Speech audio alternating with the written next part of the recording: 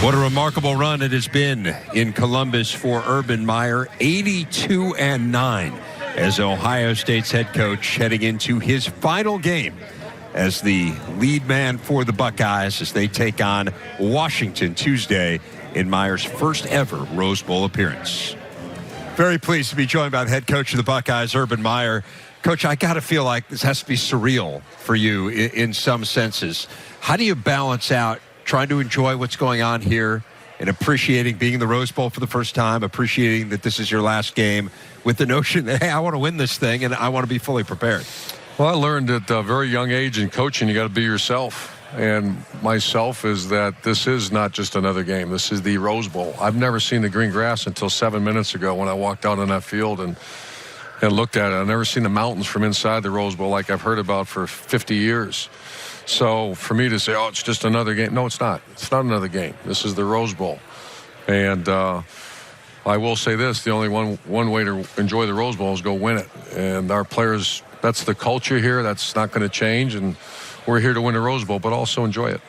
You mentioned as soon as you got the invitation to the Rose Bowl how special it was to you growing up in Ohio, but your players didn't necessarily know. And Howard and I laughed that you were educating them right away. So how have you educated them even more about the importance? We did some fun facts. You know, Archie Griffin's the first player ever to start 4 games in a Rose Bowl. And surprisingly, Jerry, is that I've been in places where all of a sudden you don't make the playoff and you go to a bowl game and fans don't buy tickets, your players sit out, you know, and I was petrified that, you know, how do you deal with that? And the minute the word Rose Bowl came up, I was pleasantly surprised that the respect, understanding the value of the Rose Bowl was instantaneous through our program. And we follow social media on our players, and I was just asking Ryan Stamper, our guy that does that, he goes, Coach, our players are jacked.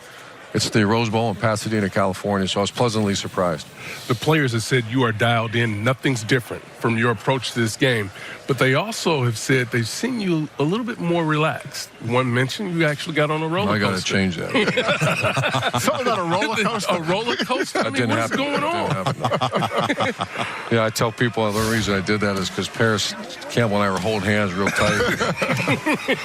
I'm facing my fears. I'm not a big roller coaster guy, and they said, let's do it. They gave me a hard time, so I did it. I'm glad I did. Just once, though. Is it a part of you that can relax a little bit for a moment, or is it all just knowing that this is going to be your last game? Is it any part that can relax and just be where your feet are at that moment and enjoy? I have feeling not the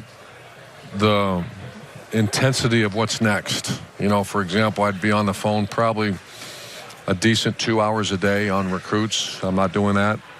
But as far as focus for the football game, it's standard operated procedure. That's what we do. And so I've always tried to take in bowl experiences for our players because it is a reward and let them have some fun and all that. But and they could recite this to you. Number 1, go win the game. Number 2, develop players.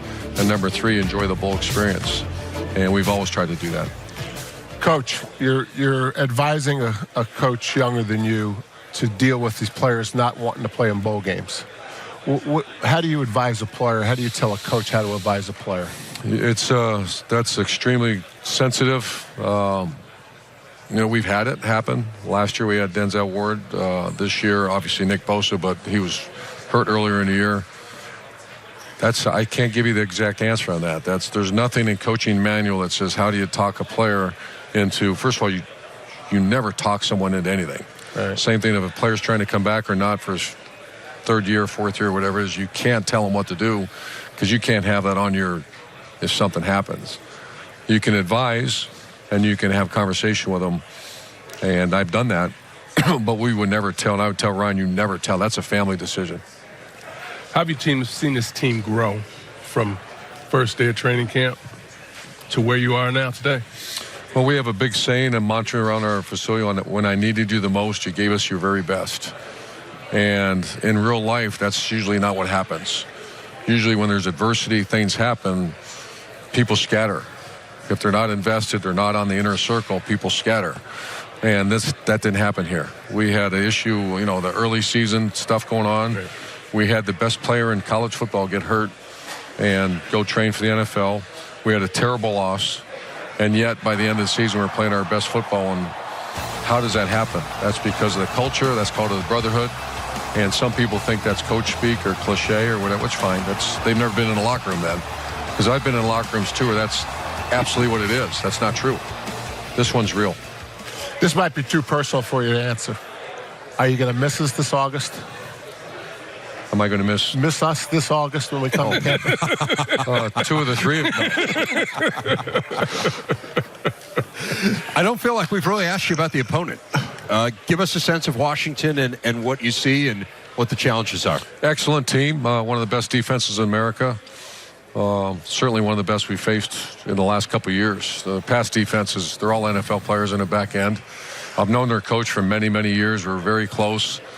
I've studied him. I actually, when I was with ESPN, went out to spend 2 days at Boise when he was there.